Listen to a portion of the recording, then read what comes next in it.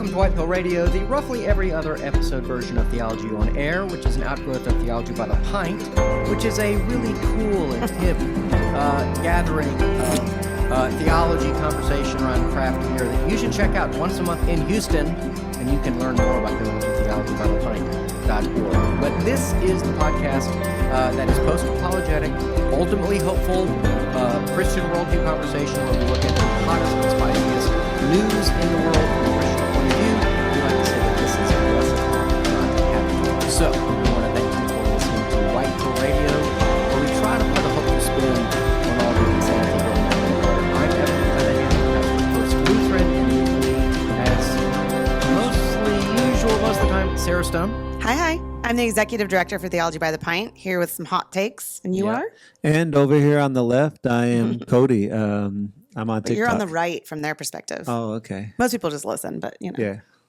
And Cody gets his own camera today. So you have to watch us on YouTube to see that, which reminds me, you should go to us and subscribe to Theology by the Pint on YouTube if you haven't done that already. It helps us out, helps get the word out, and you'll be notified, I think, of every time we have an event and we're live and you want to watch it as it's going on, or we upload, stuff that we do here in the studio. So Theology by the Pint on YouTube. The podcast is called Theology on Air.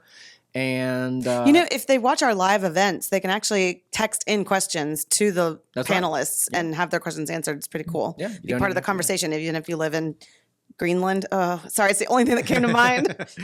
And we have an event coming up on Tuesday, which is we're going to be talking about masculinity and feminism and the alleged war on men. Is that real? Is that silly? We're going to have a feminist and a not so feminist talking. Anyway, it's going to be really fun. Cool. Yeah. Should be fun. And spicy. And it's going to be in Kingwood. Did you already say that? So we're taking a little field trip to the suburbs. So if you live in the Kingwood, Atascocita area, for sure you should come. Yep. Cool. Cody, you're on TikTok. I'm on TikTok. Go ahead and put that out down. Yeah, my name is Cody Pogue, CodyPogue on TikTok. At least for the next few days. We'll see what happens. Yeah, Jeff Bezos is going to buy it, or JD Vance is going to buy it, or something weird is going on there. So anyway. We'll see what happens. Yeah. Okay, well, Sarah, you have our first story, so kick us off. I instead of just reading part of the article, I'm just going to throw this out to you guys. I want to hear your opinion on it. I listened to political podcasts, mostly in the conservative world. And the folks at the Daily Wire, so that's, Ben Shapiro, Michael Knowles, Matt Walsh. Andrew Klavan, yeah. The whole gang. They are launching this, they want to get Derek Chauvin pardoned, at least from the federal charges. And the notion that they're using is not that he's innocent or guilty, but that he didn't get a fair trial. That due process didn't work for this man because his trial was in the middle of BLM riots and the jury was not sequestered and all the information didn't come out till after plea deals and all kinds of stuff. I actually went and signed the petition, not because I think Derek Chauvin is some saint of a person, I don't know, but I agree with them that I don't think he got anything remotely close to a fair trial. We know now that, various jury members had either marched in BLM protests, had BLM signs out, lied in voir dire, and the entire autopsy results weren't made available until after he took his plea deal. And then, in jail, he was really terribly stabbed 22 times and then lost a bunch of legal information from that stabbing. And anyway, it's just a really horrifying situation that, when you watch shows and they talk about somebody that's been put on death row, but they didn't really commit the crime. It always you feel that feeling in the pit of your stomach. You think what if that happened to me? Mm-hmm. So I'm curious what you guys think about this potential, I don't know if Trump will do it or not, but this potential pardon, at least for the federal charges of Derek Chauvin. Thoughts? Oh, yeah. So, I say we go through the process, right? We have an appeals process. That's what everybody else does. So, if you're not on TV, if you don't have money, this is the system you get. So it should be the same system for everyone. That said, the president does have the pardon power. One thing, I don't think this is really about him, though. I think they know what they're doing. Trump's approval ratings are starting to go down. You need something to change the topic. And what better than riots in Democratic cities to really make Trump look good? You think that's what would happen if he pardoned him? He would not leave jail because of this, by the way. Yeah, He would still have. I do. I think that would be very likely that something like that would happen. I don't support it 100% against Sure. it, but I think I think what he represents to so many people Yeah. would lead. That's probably one of the only things that I think of that would lead to that, and that Is a hot take. I hadn't even thought about the sort of the PR of something negative like that. Well, first of all, I wouldn't think people would riot for just pardoning the federal charges because in one sense, nothing would change. Right. But also just to push back on He your still has state charges. right. So, Yeah. But to push back on your, he should appeal like everyone else. The like everyone else is my whole point. Like, I don't think anything about this case has been like everyone everything else. Right. And so if someone goes to it and they have a jury of their peers and something goes wrong, they can appeal. But he didn't even have that. He didn't have a jury of his peers. Well, I mean, not to change the subject, but we have people sitting in prison in El Salvador Yeah. right now who never even got a trial. You're not talking about the Maryland dad. Yes. No, come on, Cody. So, You know yes. that it was a blown up thing. No, A practically blown-up thing. he really was months before a judge had determined he was an MS-13 person. No, that was in 2019, and there was a question about it, but the judge said no, he's not. So was he an American citizen? No, he was No. he was a legal resident. He wasn't a Okay. citizen. Okay. He's married to an American citizen. He has kids who are citizens. Okay. But no, but he didn't get a day in court. And just in general, I think everybody should get their day in court, especially before we send them off to El Salvador to sit in a foreign prison with no Eighth Amendment rights. So so we're giving people something worse than this right now. So. It's interesting because the left, like through the Innocence Project and looking at the Central Park Five, is these kinds of famous cases. The left tends to be, has called for like changes in the justice system, into the death penalty and things like that. And now the right is sort of championing this cause, because they feel like this is an example of judicial overreach from the other way. That it's like To Kill a Mockingbird. It's like the mob mentality. The group of people outside the courthouse Makes demanding sense. justice. But it's just if the races were reversed, I think the Daily Wire's point is it's the same thing. It's the same. The mob this time are black people, mad about the George Floyd situation, and the victim here is white. And so their argument, I think, is in part that civil rights violations are civil rights violations, no matter the color of the people involved. And in terms of the actual case, I mean, I'm not a lawyer, and nor am I an autopsy, forensic pathologist or something like that. There were some things about the George Floyd case in general that I didn't know until much later. For example, he was placed in a police car, an air-conditioned police car, and he could have been in that air-conditioned police car. He requested to be put on the ground. He was a very big guy who was on a lot of drugs. I do think it's quite likely that he did die of a drug overdose. In fact, he wasn't even dead at the scene. He was declared dead at the hospital. I think people on both sides now are saying the cause of death was what's excited something or other. It's like what happens when you have that many drugs and pre-existing conditions and all these other things. Not to say that what happened to him didn't exacerbate that, but I heard a a conversation between Ben Shapiro and Malcolm Gladwell. Malcolm Gladwell being on the other side of things, and it was interesting because he said, "I agree with you. The cause of death is not what everybody in America thinks." Yeah. And I think a lot of people on the left would say that, but this was the fascinating thing, is that Malcolm said what I think a lot of Democrats would say, is that Derek Chauvin was not a good cop. He was probably not in the right profession. There had been a situation, I don't know, a couple of years before where he was overly aggressive with a 15-year-old boy, and that's on tape, and it's apparently pretty not great. But if the question is, should he have been a cop or not, that's a very different question than did he murder George Floyd. Yeah. Right. So when even the other side is saying, well, fair trial schmear file, this is not... This is about something else. That's the logical fallacy of whataboutism. What about that time? What about the fact that he and George Floyd knew each other? They had interactions in the past. It was like private security or something like that. There's another aspect of this as well, which is the political ramification. You think it would help? You think it would help Trump? I don't think it would help Trump. I don't either. It would not get Chauvin out of prison. Right. But it would make him look like a white supremacist, I think. Well, it would be spun that way, and there are that's enough, what I mean. enough people who really don't pay very close attention to things, and they certainly don't know anything about the autopsy results or something like that. So they would just see it as, oh, he's doing a favor to his fellow white supremacist, even though neither of them are white supremacists.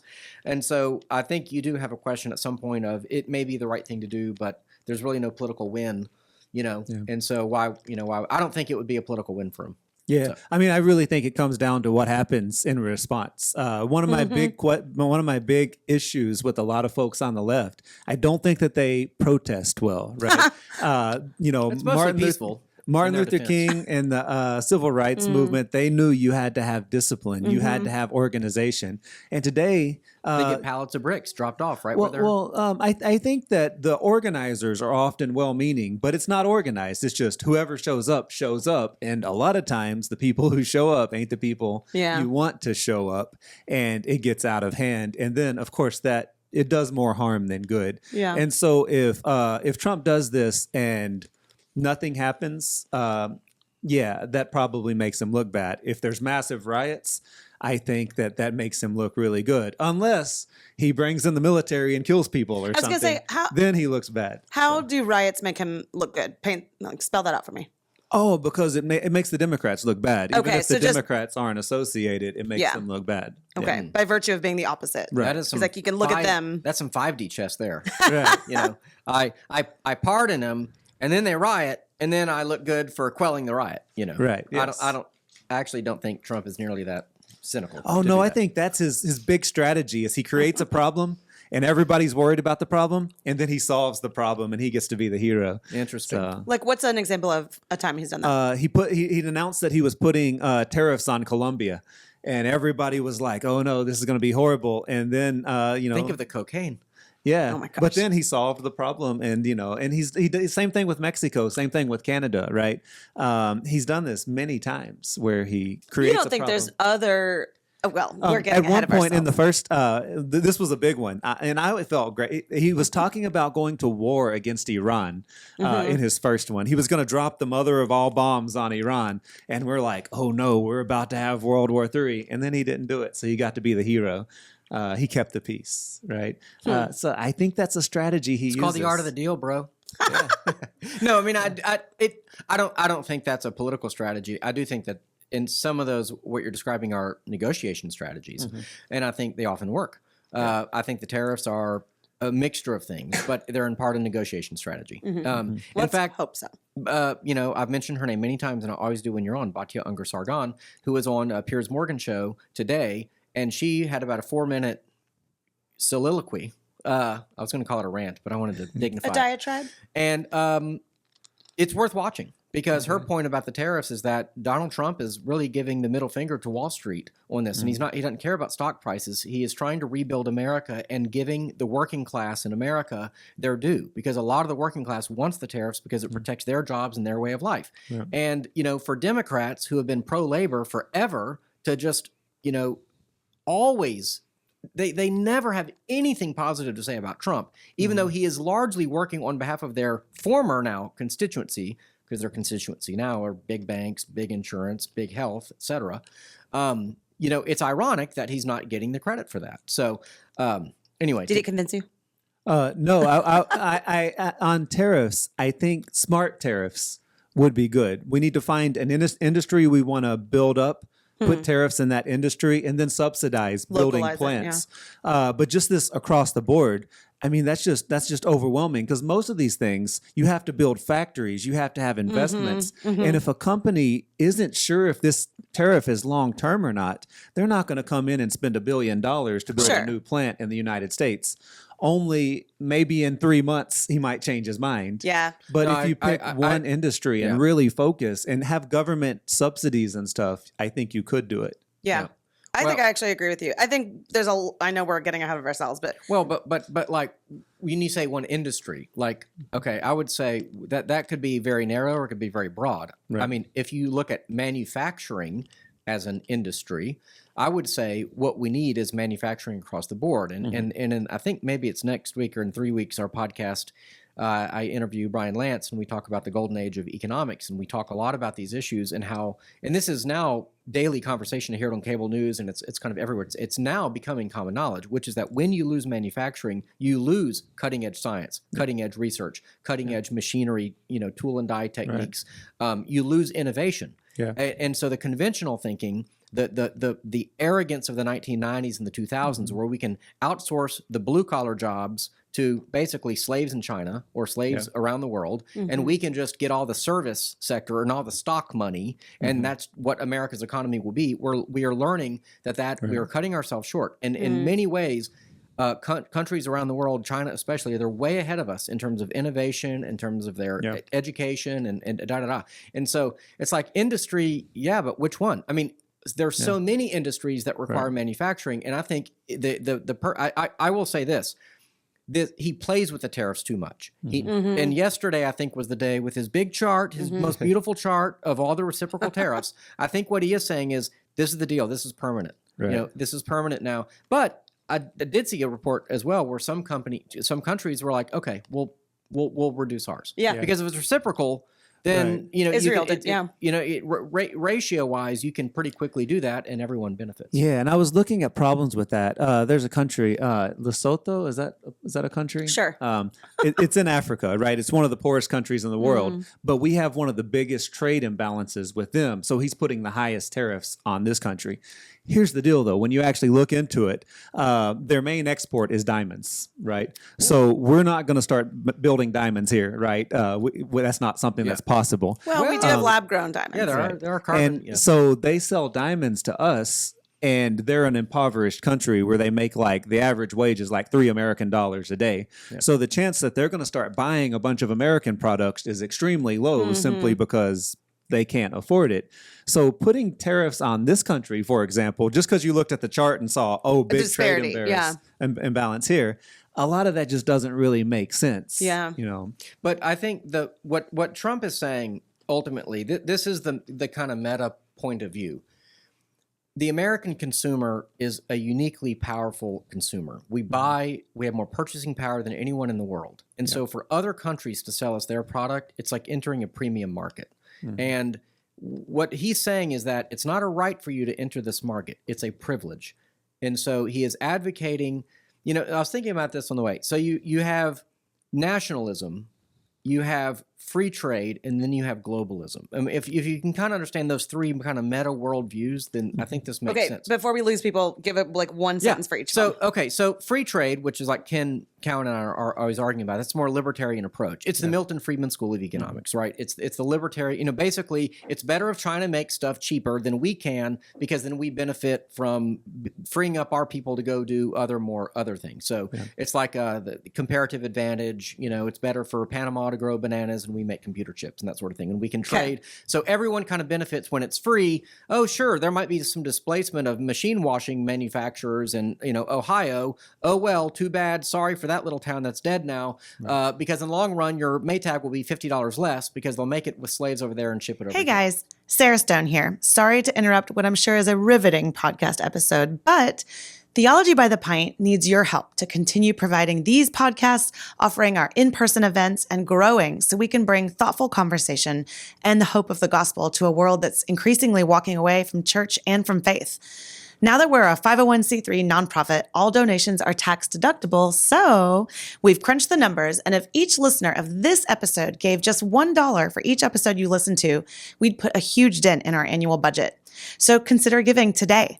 Go to theologybythepint.org/give and click the link to donate. Thanks so much, and now back to our show. Trade basically says, in the long run, everyone benefits more when the cheaper price to the consumer is what is facilitated. That's free trade.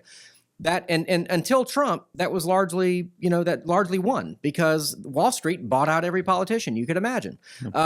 What Trump is saying is, no, our nation first. What is in our nation's interest economically? And part of that is reshoring manufacturing jobs, et cetera. Screw Wall Street. I'm not that interested in Wall Street. I'm interested in Main Street. So nationalism is economically, militarily, and politically acting in your nation's interest first. And so when you enter that kind of a trade war, which is what you're going to do if you're protecting your nation's interest, then there will be a cost. There will be a cost to your stock market. There will be a cost. There will be displacement along the way. But if you can hang in long enough, there will be, golden days are here again. Globalism is like basically worldwide communism, where, so this is the World Economic Forum, where America is always going to be the loser in that because we're the number one player in the world. You've got to bring down the hope of the world. I mean, even though I have my complaints about America, most people in the world would rather live here than where they live. Yeah, that's why we had an immigration crisis. Yes, yes, because we're still wealthy. I mean, people admire America. They love the freedom that we have, the economic opportunity, and a lot of people would give anything to come here and work as a slave for 30 years so that their kids might have a better chance. And millions of people have done exactly that. Globalism says, well, whoa, we gotta take that bright light bulb and we gotta dim it.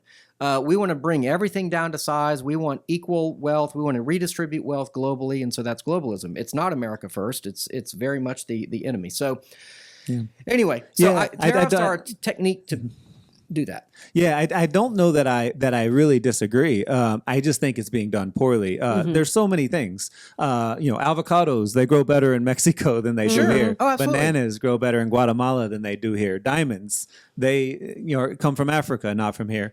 And so I just don't think it's strategic. It's not benefiting America to put tariffs on these things that we can't even make. But things that we can make, sure, let's invest in getting those things done. Yeah. I think with like the avocado banana thing, I think with like Mexico, for example, his thing was, hey, build the wall or, help us guard the wall and keep fitting out of our country. So in that case, he used it, I think, in a little bit of a different way. Likewise, he's threatened Russia. If Russia doesn't go through with this ceasefire, peace plan, he's saying, I'm going to other countries. them. Yeah. Well, and telling other countries not to buy oil from them and using Exactly. Yeah. So we got ahead of ourselves on tariffs, but I can't do a cool segue, but Cody, tell us about the article you brought. Oh, yeah. So the Trump administration has made lots of cuts to universities, to grants, to funding of science and research at universities and also in the government itself. We've seen a lot of government scientists fired. I've worked with people at Rice University here in Houston who they don't know if their fundings, they're doing medical research, they're doing, research that benefits people, and they don't know if their funding is going to continue. And a study done by Nature, which is a journal, they surveyed their readers, and 75% said they're considering moving to another country. Of 75% of scientists, because it's so uncertain here, and other countries know that. So this article is talking about how a lot of other countries are using money to try to entice this brain drain, where they get American scientists to go to their country and benefit them instead of stay here and benefit us. And I think that's a big problem because, for the last century, the United States has led the world when it comes to science and technology. And we've done this. We've been the country bringing the scientists. Right. So us losing those, I think that would be a big long-term problem. So I agree with you, but I don't know that that's happening. So when you sent this article out, one of the first sentences of it had a link. It was like, Elon Musk's Doge seek to reduce the federal workforce and cut spending. And I clicked on the link and it took me to an article about what exactly is happening. And what's happening is the suggestion for cuts to universities of government funded research with the idea, and there were Republicans and Democrats that were saying, but the idea then is that the private endowments and the university donors are going to pick up the slack, and it will still keep happening. It will just be more privately subsidized. It won't be government paying for it at the university level. It didn't seem as egregious. Like I think it would be terrible if all of our top minds went elsewhere, but I'm going to wait and see because I have a feeling they're not really going to flee. Yeah, it's kind of like Rosie O'Donnell, although she really went this time. Did she? Where does she live now? She's in Ireland. Oh wow. Her name's O'Donnell. I didn't know. Yeah. Or Ellen DeGeneres, if I wanted to be really cynical about it, that's so unlike you. I know. I don't think I'm not cynical. I try not to be cynical, but no, I guess I would put it like this: which scientists, maybe we want them to go. I mean, look at COVID. My trust in science or medicine is at an all-time low. I don't, and I think we've also had this rise of scientism and kind of understanding this as a worldview, as a competitive worldview to Christianity, for example, and where there's this kind of eternal hope that science can sort of solve all of man's problems. Yeah. What they did during COVID with the vaccine, the way they rolled it out, the way they didn't test it, and I think ultimately the damage that it's done, from my point of view, is unforgivable. And unless we have an actual accounting of what's going on, our own Houston hero, Mary Tyler Talley Bowden, was on Tucker Carlson's show. I'd highly recommend you listen to that podcast. I mean, they're saying now that infants up to 1 year, by the time they're 1, they need 3 COVID shots. Oh my gosh, that is insane. That is insane. And so I don't trust any of them. So if I'm not going to compare him to Joseph Mengele. I'm not going to do that. Yeah. That would be wrong of me to do that. But if they did want to go to another country, great. They're France's problem. You also have to imagine, and maybe this is me being a little bit overly optimistic, that Elon Musk, who is such an innovating mind and wants to see, look, he's a scientist. Look at what he's done with SpaceX, isn't going to do something. This because he's the head of Doge, right? Isn't going to do something that's going to send all the other innovators and scientists and researchers running for the hills. I would assume. Maybe not. Yeah, I don't know. I guess we'll have to wait and see. Yeah, but to the questions about science, certainly one of the issues with science is that it's something that gets better over time, right? The first study that comes out, you need to be careful about that, right? Yeah, but during COVID, I think people were so thirsty for like what's going on, what are we doing, that every time there was a study that was published, immediately it was front page of everything. Yeah. Often written by reporters who didn't understand what they were reading. And then the pharmaceutical companies and everybody else wanted stuff out there so quickly. And I think, science is going to get things wrong along the way, but you fix it with better science. And as a historian, I would just say, if you have questions about whether science benefits us today, just pick any time before 100 or 200 years ago, and you'll hear about people dying at young ages and horrible diseases. And we've solved a lot of those things. And I think that would be a mistake if we gave up on that. Yeah. And that's not even talking about military science and that sort of things. Yeah. Yeah. And there's this like catchy cliche in apologetics that science doesn't say anything, scientists do. And I think you're right that, science it grows and we learn more and it sort of gets better. But the problem is that scientists have lost all trustworthiness. Not all trustworthiness, but especially after COVID. So science, great. Scientists, we're giving them side eye, and they're going to have to really prove something before I think a lot of the American public wants to buy it. Yeah. Well, speaking of what the American public are buying, it turns out that Christians don't believe in the Trinity anymore. Anyway, let me break this article down. This is on the Christian Post. You can basically set your clock to an apocalyptic, and I mean that in just a negative sense kind of word, that George Barna will release a poll that says basically American Christians are stupid and there's almost no future, no hope. They don't even believe in God. Who's Jesus? Yeah. Yeah. On the other hand, like it's true, it kind of usually probably comes out around Easter season. So that's how you set your clock, in case you really do want to set your clock to it. Anyway. So this is an article, Most American Christians Don't Believe in the Trinity, according to a survey by Ryan Foley. An overwhelming majority of Christians reject the basic Christian teaching of the Trinity, prompting new concerns that Americans are living without the influence of the truths and life principles of God. That's a weird... I don't know what a life principle is, but anyway. The Cultural Research Center at Arizona Christian University released the latest installment of its American Worldview Inventory series, which documents American views on the Trinity. The research is based on responses collected from 2,100 adults in January. Overall, here are the numbers. Just 40% of respondents believe that God exists and affects people's lives. Now, it'd be interesting to break that down, like how many believe he exists versus how many believe he affects people's lives. I mean, they put it together. So basically, it's like, are you a deist or are you a theist, right? But we'll say that means that only 40% are theists and a higher percentage might be deists. That figure rises to 53% among self-identified Christians. Okay, how can you be a self-identified Christian and not believe that God exists and affects people's lives? Well, not to mention, the sentence that you're reading is like the breakdown, and it kind of divides people into these 3 camps. The third one I never even really heard of before, but they're all Christians. Right. Self-identified Christians, theologically identified born again Christians, that's a mouthful, Right. and integrated disciples, which I'm like, Right. have you ever described yourself as that? It says it refers to those who have a biblical worldview, which means that they believe in the Trinity. It's kind of circular in that sense.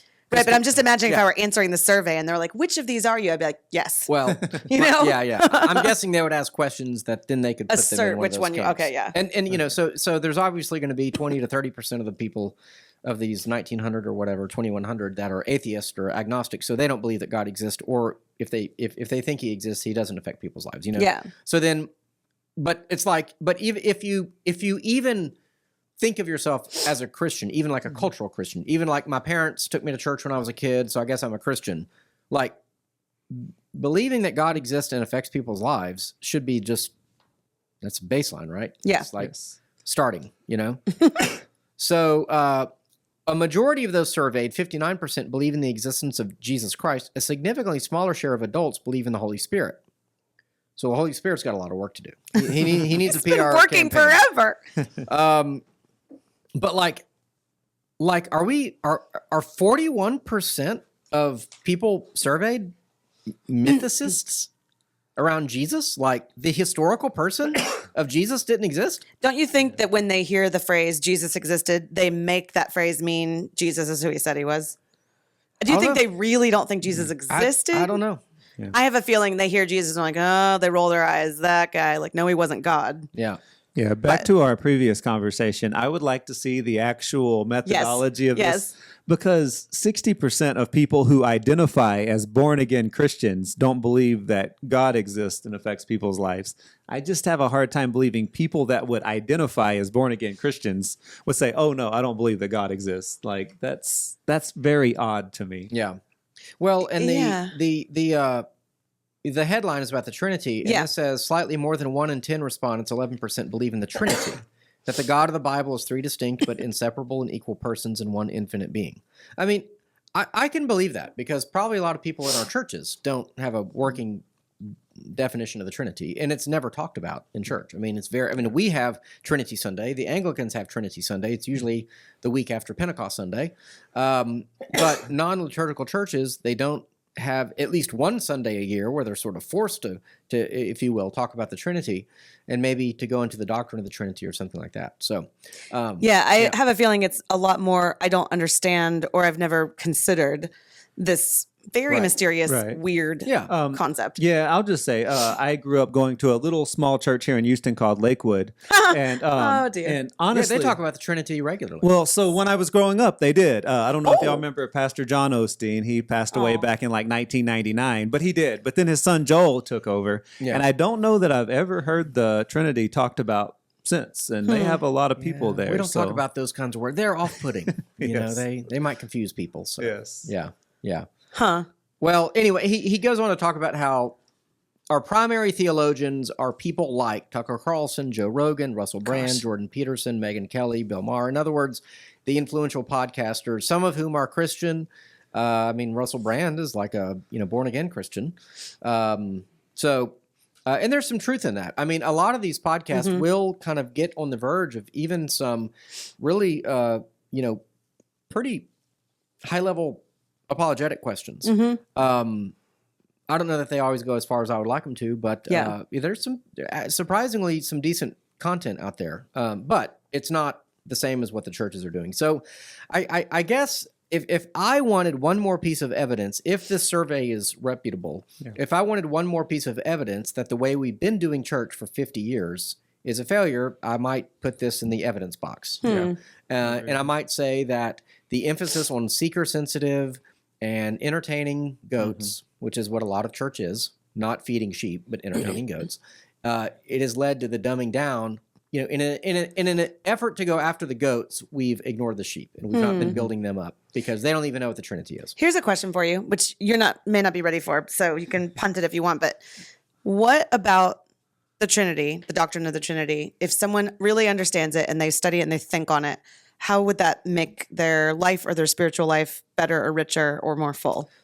Well, I would say they should go ask Jim Stern. We did that. We did that episode a while back, and he talks about relating to each person of the Trinity. I mean, I think as an axiom, it's who God is. That would be like Like knowing your parents. Me, that would be like me not knowing your name, like ever, like never learning your name, or me being a friend with someone and never caring to know who they are, where they're from, what they're about. So that's just a baseline that God says this is who He is. I am, baptized in the name of the Father, Son, and Spirit. It's the last thing Jesus says to the disciples before ascending. So it's really important, who this Father, Son, and Spirit, guy is, or being is. But I think the distinctive aspect of each person is important because I think that reveals something about God, the way that God creates and redeems and sustains.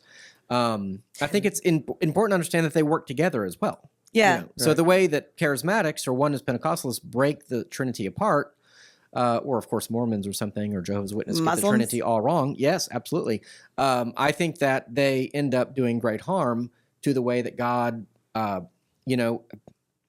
put it simple, creates, and has a plan and effectuates that plan. Yeah. And in the way that He creates, He does sanctify His people. He does foreknow His people. God is sent for or Jesus Christ is sent to die for His people. That gets into predestination and limited atonement and stuff like that. But like the way the Trinity works, James White's book, The Forgotten Trinity, which I have an autographed copy of, would be a great read on that. If you donate $200 a month to Theology by the Pint, you can get his James White signed copy of that book. Really? Sure. They can? I would do that. Oh. $200 a month for how long? 1 month? For a year. Oh, for a year. Okay. Yeah. So a lump sum of $2,400. Okay. Anyway. Okay. All right. Well, I appreciate this next story. Yeah. So Youngkin, this is the Virginia governor. There was a bill on the table, as it were, in legislation about gun control. And basically, I just thought this was kind of a cute article. Like, not cute, but like clever. That's a better word for it. Why is this innocent and why is this serpent innocent as doves? Yeah. He basically said, I love your gun bill. I will see you and raise you, adding something in. What? He vetoed it.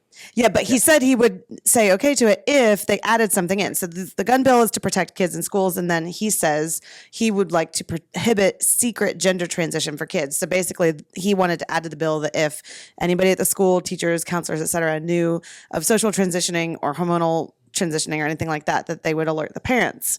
And I just think it's cool and clever because both things are there to protect children.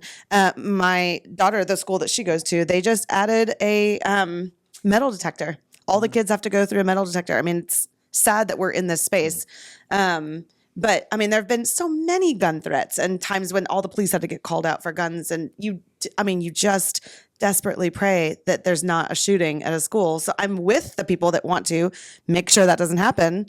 But that's one way you protect your kids. But then there's this other insidious thing happening in this undercurrent where you have kids transitioning and you don't need to go and listen to any other episode to hear my thoughts on, trans ideology. But anyway, I just think it's cute and clever that he snuck that in, and not snuck, but it was like, yeah, I'll do it. But let's just make sure they're safe on multiple fronts. The gun thing wasn't, you're not allowed to bring a gun to school. It was a mandatory, if I understand it correctly, a mandatory thing where teachers would send a reminder to parents every school year telling them to keep their guns like safely locked away. Yeah. And which, by the way, I think the overwhelming majority of gun owners do.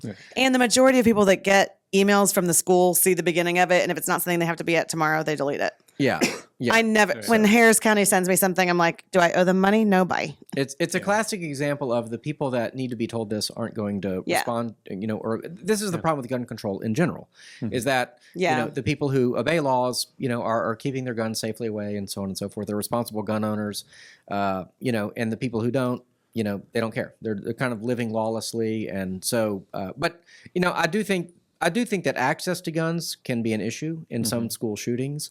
I don't think it's the main problem. The main problem is like the psychosis of the person involved and the various ways that they led them to that place. Yeah, I would guess that this is more about the issue of kids finding their parents' guns and having an accident. But honestly, if I was like a politician in this, either side, I wouldn't introduce either of these, and I wouldn't oppose either of these because I don't care either way about whether the school has to leave a voicemail for the parents once a year. Yeah. Like, it's not a problem. It's not a solution. It's just whatever. It is what it is. Yeah. Yeah, it'll take an extra 10 minutes of the school or whatever. And I personally don't really think that the secret gender transitions are happening. You don't think they're happening? No, I mean, I'm sure you could find one at one time or something. Oh, I can find but- right now. I could Right. tell But, you at our own. But if I was a Democratic politician, I would totally be fine with signing this, right? Now, one thing I will say, assuming that it's about like if you hear something, you have to say something as a teacher. As a teacher, I don't know how I feel about just those things in general. Because in Texas, we have a policy where if you hear about any kind of abuse that's happened with, and I teach college, any kind of abuse that's happened with a student, you are required to report it. If it comes back that you didn't, you get fired and, you're a mandated and potentially have criminal charges. And we don't really know what it means. So basically, anything that might be, maybe somebody had some kind of abuse back when they were 2 years old. Do I report it? Do I not report it? So what it turns into is anytime a student starts to say anything that might be personal, you leave the room. The professors are like, no, don't tell me anything. I don't want to hear anything personal. Yeah. And I know that it's well-meaning, but I sometimes wonder if it does more harm than good. I don't know. But you think this might turn into that? Yeah, well, just any kind of thing that is mandatory reporter for teachers, I think it turns into teachers just not knowing anything wanting about to their students CYA and not wanting to. And I also think it puts the best teachers at risk because, like, if you're one of the best teachers that's really involved in your students' lives, then you're going to be the one that hears these things. If you're the deadbeat teacher that's doing the bare minimum, you're not in any danger at all of getting in trouble. So there's these other kind of parts to it that become complicated. I see that it's complicated, but when I have my mom hat on, I think, okay, I'm sorry that it's complicated for you, but let's take the gender thing out of it. Let's go back to the abuse thing. If you heard my daughter say, or my son at school, that their parent hit them or something, and you didn't say something, I mean, that it would be terrible. So then you just take that and you apply it to this issue. If they are talking about how they can't wait to get their breasts cut off, I want to know about that. You know? Yeah. It's back to that Charlie Kirk, Gavin Newsom, podcast where Newsom was defending basically the right of the teacher to do nothing, which interpreted another way, they're actively hiding something. But Gavin Newsom said, no, they're not hiding anything. They're just not saying anything. Right. And Charlie Kirk, I thought, handled it well. I said, well, that's hiding something, Well, if you're not saying something about something that's already being hidden. Yeah. Right. And something that important, that is purposefully being hidden. Yeah. From the parent, that the child is essentially living a double life. Right. The parent should know about that, sort of thing. So on any front. Yeah. So I think if it's drugs, I do think, Glenn Youngkin is, I think he's to be commended for this sort of tactic that in a kind of purple state like Virginia, where he got in on this, basically because the transgender person, raped a girl. Yeah. And then was moved and did the same thing in another school. That won him the election, period. And fighting against that. Yeah. And by the way, Virginia governors can only do one term. And so they're one of those off year. They in New Jersey have gubernatorial elections, and this is the year for that. So he'll be voted out this because he's termed out. But I do wish we had more compromises in our government today. The idea that I'll give you this if you give us this. Too often, what I think we have is somebody introduces a bill, and then the other side doesn't say, let's compromise. I'll give you this if you give me this. Instead, they just fire off fundraising emails, and I'm so tired of fundraising emails. I would rather see, you give me this, I'll give you this. Let's make government work. So I commend him on that. Yeah, agreed. Okay. Next one is just a real quick tweet or X post from our Secretary of Defense, Pete Hegseth.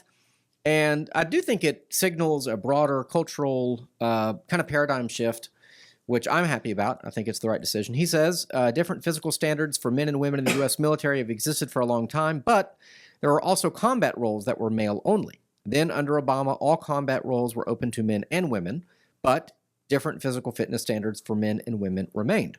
Today at the Department of Defense, we will fix this. All combat roles are open to men and women, but they must all meet the same high standard. No standards will be lowered, and all combat roles will only have sex-neutral standards, common sense. So, speaking of compromise, the compromise in the past was, different standards, but women couldn't be on the front line. You know, then they could, but the different standards remain. So now he's saying they can be on the front lines, but the standards are now the same. So that seems to make the most sense, because if you're on the front line and you have to drag a wounded soldier out of harm's way, you need to have the physical strength to do that. And some women might, and those women can do it. And if they can pass the test, then more power to them. Yeah. But the odds that we would put soldiers in danger because of some political correct, stance that men and women are the same when they are not, seems crazy. So to me, I'm glad to see this. I think it'll work its way out. We're going to go back to male-only combat roles as a result. Yeah. Well, no, I would go back to the idea that men and women are the same, therefore they have the same standard, right? Yes. And not have different standards. Same opportunity. Yeah. Yeah, exactly. I mean, and they are the same in many respects, but they're not the same physically. I mean, most women can't even do a single pull-up. Right. That is I don't so know. rude I'm going to and leave true. here today, and I'm going to go to my CrossFit gym, and there's this girl named Ellie. I'm going to have her watch this. Oh, hi, Ellie. But she's going to totally put me to shame on every single workout. I mean, Well, that's look, why I said if they can, great. Right. Yeah. Yeah. So, No, yes. it is definitely possible. But I remember on the old radio show, the old iteration of this, I did a story. This is when Ronda Rousey was kicking everyone's butt in MMA and all that. And I read an article, and it basically said that 99% of men are stronger than the average woman. Okay, so in other words, doing nothing, just being a man. 99% are stronger than the average. Now, are there the Gina Caranos of the world, or the young woman that you're talking Or about? the Ellies. Right. Yeah, or maybe the Sarahs. I don't know how many Nope. pull-ups you can do. 0. Okay. No. And I also don't want to fight in combat. I'm happy Yeah. for men to do that. Yeah. As long as they can pass the standards, by the way. and I have said before, I think it's wrong to put women in combat roles. I think it's just morally wrong. I think read the Bible. Did Read the Bible. Did women ever fight in? Well, this would've been- JL, she drove that tent peg straight through his temple. she was like an assassin. She was like a Okay, guerrilla. she wasn't military. She was like she was a special guerrilla. ops. Yeah, she was a spy, basically. I mean, she was an attractive woman who entered a tent and. That's what I want to do. I want to be the seductress that's like, are you comfy? Ram it through. And then, yeah. Yeah.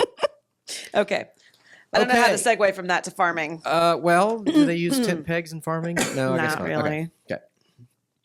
Oh yeah. So farming, something close to my heart. My dad and grandpa, both farmers. Oh, So, what kind of farmers? Well, they raise cows, so I guess Nice. ranchers. But Nice. but Love it. but yeah. So there are several things that this article talks about. But there was $2 billion in funding for projects that were supposed to go to farmers from the Biden administration, impacting 30,000 ranchers, and the Trump administration put a stop to it. A lot of these farmers had already started these projects. They'd already spent money on these projects.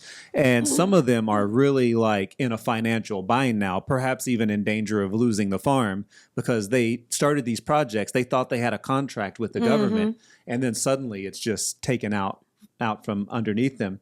But going back to the tariffs, last time around, the tariffs really hit farmers, especially soybean farmers, the pork industry. And the result was we had to give a $28 billion handout to farmers from our tax dollars for a problem that I don't know that we needed to create. And we're in danger of having those same problems this time around. And also the Trump administration cut funding to food banks. And that hurts the food banks, but also it hurts the farmers, because the programs actually bought the food from American farmers and gave them to the food banks. So a lot of different programs coming out of the Trump administration that's really tough on farmers, who it also points out are some of Trump's biggest supporters, right? Yeah. But it could be tough times economically. Yeah, I'll be interested to see what RFK Jr. has to say about all this, because I think that we are due for a massive overhaul. We talked about this on the show many times, of really how we grow food, how we distribute food. Big ag. Yeah. Big ag, Yeah. big pharma. They all kind of seem to run together. Big chemical, and soil depletion. The way that we are basically stripping the soil of all nutrients, so our food is not as nutritious. Yeah.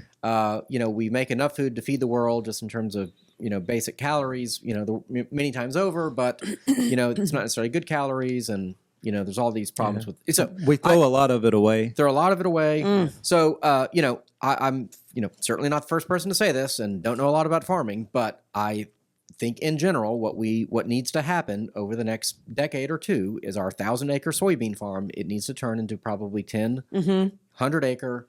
Sort of sustainable rotational model, regenerative farming. Yeah. And we need to teach our farmers to do that. We need to help them do that. We need to spend whatever it takes to do it. We need to stop growing corn for ethanol. That's stupid. It's terrible for engines. And there was at one point I lived in a small town. This was in 2005, and they were looking to put an ethanol plant in that area. It was in Illinois where they grew corn. And at that time, it's much better now, but at that time, it took 5 gallons of water to produce 1 gallon of ethanol. Yeah. Now it's almost equal now. But at the time, think of it. Water is the lifeblood of the farm. You have to drain the aquifer to feed the plant. So it was absolutely crazy. So you get a gallon of ethanol. It's just totally stupid. So we have all these perverse incentives. Look, the farmers, I hate to say it, they're taking government money as well. Right. Now, I understand they have to survive, but it doesn't have to be this way. Yeah. There are many farmers. I mentioned Joel Salatin. Who I think his TV show is coming out soon on some, maybe Angel Network or something, a streaming service I don't have. But, he is kind of the godfather of talking about regenerative farming and how it doesn't have to be this way. It can be truly organic, not the organic trademark way, but like actually organic, local, sustainable, profitable, and affordable for the consumer. Yeah. But it's going to require a whole different way of thinking, a major change in chemical use, a major change in, pond building, a major change in regulation and USDA involvement. I mean, it's just a total paradigm shift, going from basically mass producing to localized production, and so we get into these sorts of problems where, hey, we were promised billions of dollars and then we don't get it because we're like. Our mindset is not feeding people with the best possible healthy food. It's creating the most calories we can out of that square inch of ground. Right. For now, not thinking about the future. Yeah, because when we have the Dust Bowl in 2048 and we don't get hardly any corn or soybean, what then? Yep. So. Well, I started watching Clarkson's Farm because of this podcast, and I think just when I watched that, I become a Democrat because I'm so annoyed. Well, I shouldn't say become a Democrat, but that's funny because he's become a conservative. Well, no, yeah. Well, let me go back. Yeah, he's constantly fighting the regulations that are in place, and so when I read an article like this, I mean, I don't know all the details here, but I think that this sounds terrible. But I also wonder, or I hope, that pulling the rug out from under as far as the funding will maybe also come with deregulating some things. That would be nice. I mean, Trump's constantly wanting to do that. And then hopefully, I don't know. I don't have a white pill for it. I hope something like that happens because otherwise we're in trouble. Yeah. Yeah. Interestingly enough, I don't know how much y'all keep up with the Democratic side of all of the talking and everything that goes on podcast and all of that. You're my key in here. Oh, there's a big movement among Democrats. It's called the Abundance Agenda. Ooh. And a big part of what it's looking at is reducing a lot of regulations. Good. What it kind of looks at is, for example, back in the 1970s, they decided that they were going to build high-speed rail all the way across California so people don't have to drive anymore. It's good for the environment. And they spent a lot of money and they still haven't broke ground on it. Yeah, like $30 billion. Right. And a lot of it's environmental regulations, labor regulations, all of that. So what's happening is because this is Ezra Klein. Ezra Klein, yeah. That's his book, right? Yeah. Okay. And so what's happening is because of the environmental regulations, which are all well-meaning, we can't reach our larger goals of, we still got people saving the environment. Yeah. Right. So in other words, the left has become so consumed with process. Yes. And right. kind of hyper regulation, and that's how you guard. Right. Whatever, the little man or the vulnerable or whatever. Ezra Klein, he had a quote that I really liked. It's that that Republicans fight against government even when it's working, and Democrats fight to protect all government even when it's not working. Yeah. And what we need is to fight to protect what's working, but get rid of what's not working. When does government work?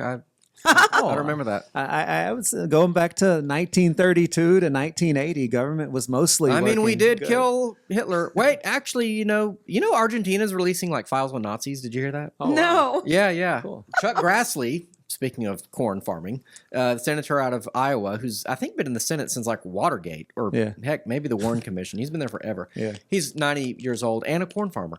But he asked for Javier Milei, because we're friendly with Argentina now, to release these files on how many Nazis ended up there. And it's like 10,000 or something, or 15,000.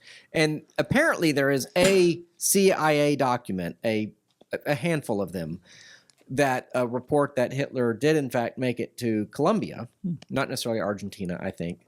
And he lived until the mid 1950s. Oh, he didn't kill himself. Right. Oh. Right. He didn't shoot himself and get burned, and of course, there's the Russians claim they dug up his body and have his skull and stuff like that. Goodness, that wasn't even one of our articles. I know. That was a bonus. And the White Pill Radio is that either way he's dead. By the way, there's another article that didn't make it in. I just thought of the Jesus got it wrong. Yeah. There was a Lutheran pastor who basically chides Martha, for serving in the kitchen when Mary is sitting at Jesus' feet, and I don't know, it wasn't juicy enough for me, but I thought it was juicy. Okay, maybe next time. I want to skip that tariffs one. Yeah. And this was an interesting tweet, and I have to explain it. It's a chart. I'll show it to the camera. It's a black rectangle on your screen. But let me explain this. I thought this was quite fascinating. So it's comparing millennials, Gen X, and boomers. Okay. Should we all identify which ones we are? I'm Gen X. I'm a millennial. I'm Gen You're X. a millennial? Oh, I'm the young one here. Yeah, he's young. Gen X is like up to 1980, right? Yeah. But you could be an elder millennial maybe. Okay. I'm November 1979, so I just made it. Yeah, I didn't realize there were so many of y'all Gen X's. I thought there was just one or two. Yeah. It's because we seem so young. And so this is about how generations plan to transfer assets. Okay, I know that sounds boring, but this is basically like, how are you going to spend your money? Okay, how are you going to give money away while you're living or when you're dying? And the source for this, by the way, is from Charles Schwab. So pretty big, legit. Pretty legit, yeah. So whether or not you agree with the statement, here's the statement. I want the next generation to enjoy my money while I'm alive. All right? So I want the next generation, so people younger than me, to enjoy my money while I'm still alive. Presumably your children. Yeah. Okay. Yeah. Or, charitable institutions for younger people, something like that. So millennials, 53% agree with that. Generation X, 44% agree. Boomers, only 21% agree, which basically is saying boomers do not want to help people. 80% of boomers do not want to help people while they're alive. Yeah. Okay? They want to keep their money, right? Which is against type, right? You would think the older people are the kind of the more generous or whatever, but in this case, millennials, they want to give their money away to help people younger than them. That's kind of wild, I think. I want to enjoy my money for myself while I'm alive. 15% of millennials, very low, say yes. 11% of Gen X, even lower. 45% of boomers. I mean, maybe I'm a boomer. I don't really have that much money, but if I did, I want to enjoy it while I'm alive. This is a very significant generational divide, and I think the okay boomer thing is real. Where when young people are like okay boomer or okay, I mean I personally know a number of people who totally blow off boomers. They don't like boomers. They can't stand boomers, and this kind of resentment is because they perceive boomers to be they were born in the sweet spot. Yeah, they grew up at the peak. In fact, I'm reading the book Bowling Alone, which is about the kind of death of civic America, basically. And it's 1965. In fact, the article maybe I'll use for the next White Pill Radio that I just wrote about that. Basically 1965 is the high watermark of American civic participation, whether it's churches, the bowling league example, Rotary Club, the whole thing. And if you think about 1965, that's when a boomer born in 1947 turned 18. Okay. So kind of the oldest of the post-war, because you got to get pregnant in 1946, right? So the year after the war ends, you have all these kids being born, and they hit 18 in the mid-60s, and then they go off to university, and they get radicalized, I would argue, and they lose trust in institutions. I would argue that JFK's assassination in 1963 and, our persistence in Vietnam, thanks a lot, LBJ, and, the death of Martin Luther King later and stuff like that. I think there was a huge Watergate. I guess. There was a distrust in institutions. Yeah. And, and maybe probably for good reason. But that kind of cynicism, that loss of morale, just cratered our civic participation, our will to participate. And so the boomers, though, they grew up in kind of the sweet spot of American wealth, American optimism. And, they ended up in a place where now they're really rich. They enjoyed the 90s, boom as well. Those were peak earning years for them. And they kind of they have the reputation of like, well, we have ours, and we bought our house when it was cheap before the housing got out of control and when interest rates were low, and we have ours and good luck. And that's the attitude a lot of people think boomers have. I don't know if y'all. They went to college when it was cheap. Yeah, oh, absolutely. All that stuff. Yeah, $500 a semester or something crazy like that. Yeah. Now, I don't perceive my parents to be that way. Same. Same. So I wouldn't say that about boomers. But anyway, this data does kind of point to that. Because they're literally saying, I don't want anyone to get my money while I'm alive, and I want to enjoy it for myself. Yeah. Then the last one is I plan to distribute some wealth during my lifetime. 97% of millennials and 97% of Gen X say yes, but only 56% of boomers say yes.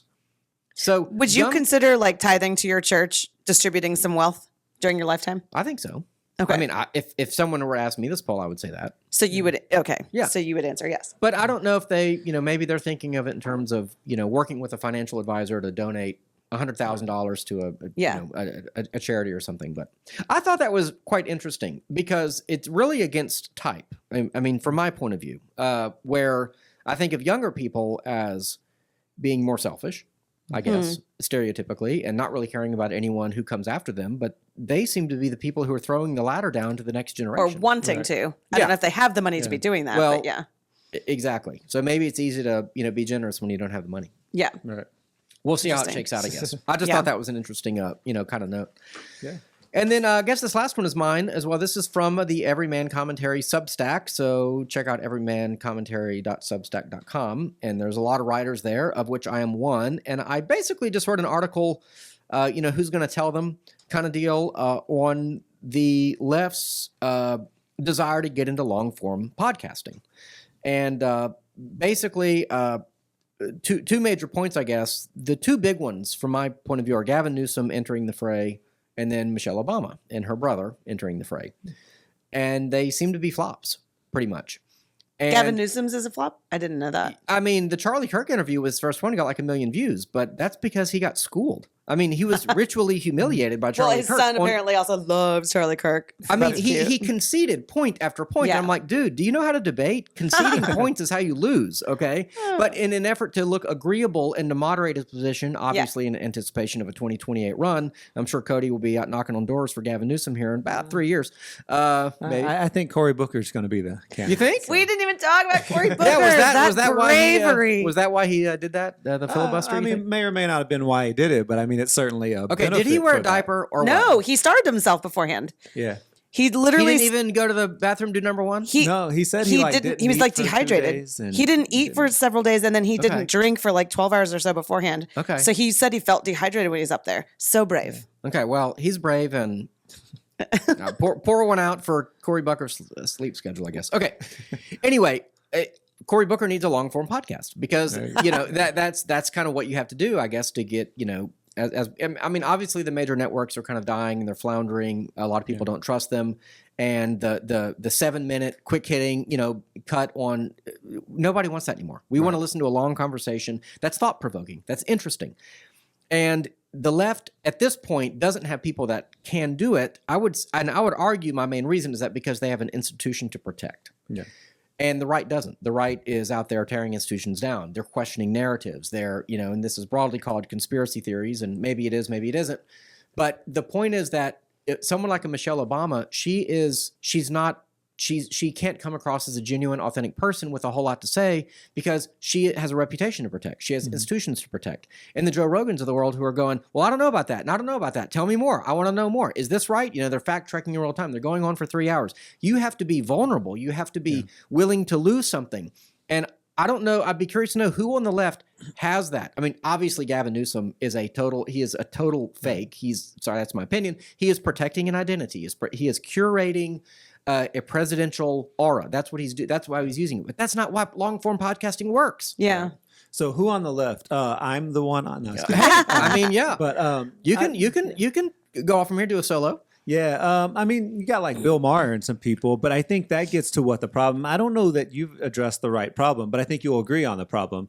I think the problem is on the left. There's this purity expectation, this cancel culture, where if you say anything that is not agreeable to these 20 different groups, you're done, right? And you don't get a second chance. Like, Well, that's exactly what's happened with Gavin Newsom.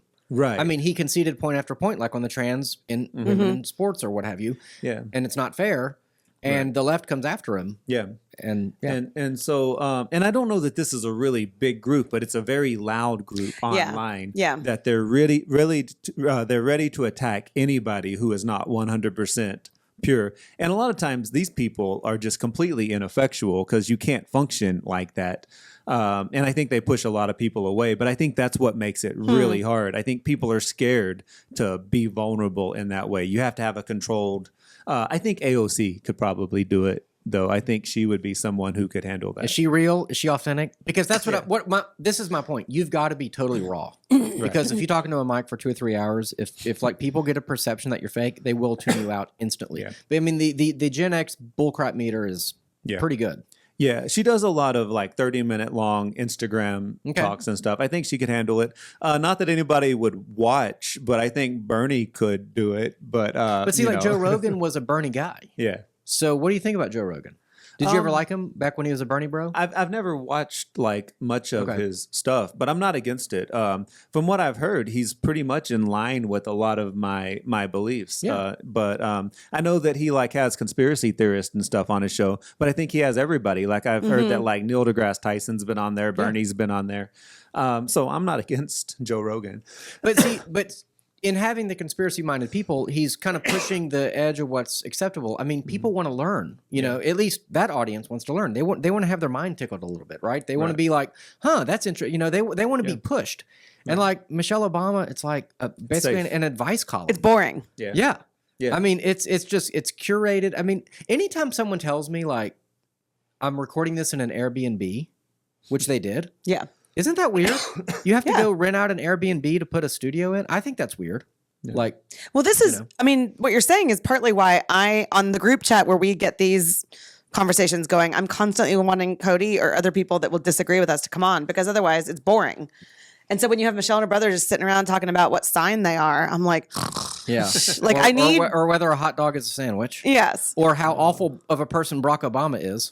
Uh-oh. Are these things that they talked about? The first two I knew about. I didn't know about the Barack Well, part. she's ribbed him a few times. Oh, okay. You know. Well, gentle ribbing could be interesting, no, but it is. But Joe Rogan, like he'll say what I'm thinking. Someone says some outlandish claim, and he's like, "Whoa, for real? Like, let's explain that." Right. Or he'll push back, or there's enough sort of tension in the room that I'm like, "Okay, I'm here for this." And Rush Limbaugh, I mean, granted, he didn't have the long form is pre-YouTube really, but I mean, his listeners felt like he got them and they were like friends somehow, and he did have Mr. Snerdley, which is his real name, who is kind of like a fact checker in real time. He's like on the other side of the glass, kind of a producer who has his own show now as well.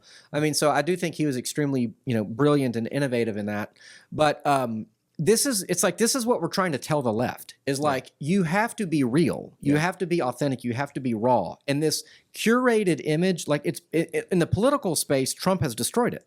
Like we don't want to go back to the Bush curation anymore, on our side, or the John Kerry of the world. Or Hillary Clinton. Yeah, exactly. I think none of us want that. We want someone who is like, this is how the cow eats the cabbage. This is what the problem is. This is the solution. I actually think you're right about AOC. I've been sitting here thinking ever since you said that. I don't like her, and I would never listen to that podcast because I think it sounds miserable. But I do think she's gotten herself in trouble a few times because of this. Yes. She'll just say what she's thinking, and she will put it out there and sometimes put her foot in her mouth. Yeah, which is kind of what you're talking about, right? Be willing to put your foot in your mouth, or be you willing to have to be willing step to be on a vulnerable. rake or a grenade. Or whatever. Yeah, there's also a guy I can't think of the guy's name. He's from North Carolina, I think. He was a congressman and now he's the attorney general. But he had a TikTok channel where he would sit down and just be like, let me tell you what's happening behind the scenes. And he actually never even said on that channel what party he was from. Oh, interesting. Right. And it was sometimes hard to guess. I mean, another person who y'all wouldn't like that I think would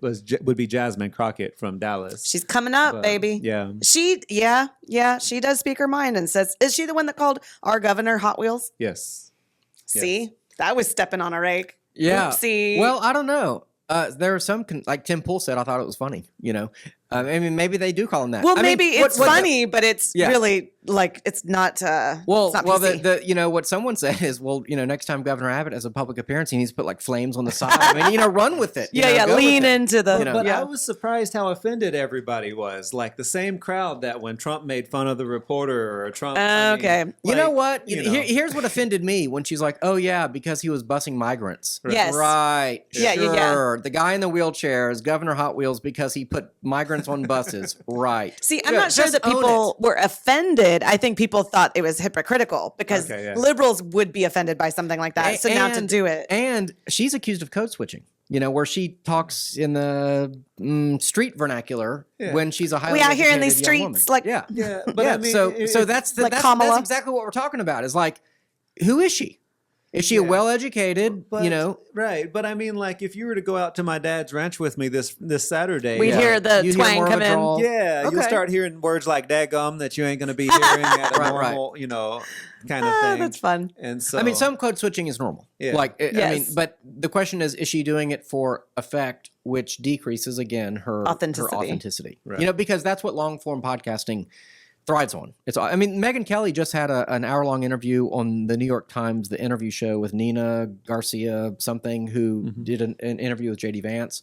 And they ended up in this loggerheads about what media is today and how authenticity is important. And from my point of view, and I like Megyn Kelly. I mean, she's kind of normie for me. She's kind of, I mean, she's okay. But I do think she's fair. I do think she's incredibly smart. She's very smart, and I think she's fair. I don't always agree with her, but I think she's objective. And what the New York Times person could not grapple with is that, you know, that what the audience wants is authenticity. And for the New York Times to continue to pretend like they're unbiased in their reporting is absurd. Is absurd. Just tell us what you believe and then report on it and let the audience decide. But they can't do that because they know it will hurt their credibility. right. Well, they do have a lot of Bush era Republicans on there, but yeah, I don't think there's any Trump. But I repeat myself, you know. I mean, I mean, they have like the David Brooks of the world, or you know, I guess they have the one guy, Ross Douthat, who is a kind of like moderate moral conservative or something. But anyway, okay. Well, we've gone on long. This long form podcast has gone on long enough. Cody Pogue on TikTok. Where can people find you? On TikTok. That's it. CODYPOGUE on TikTok. Yeah, awesome. And Sarah.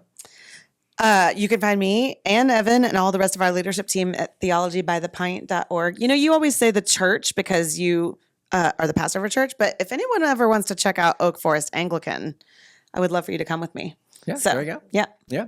Well, then I better shout out my Yeah, church, yeah. which is First Lutheran. And I'm the pastor there. I'm Evan McClanahan. So thanks for listening. And until next time, we encourage you to question freely, think deeply, and disagree as needed.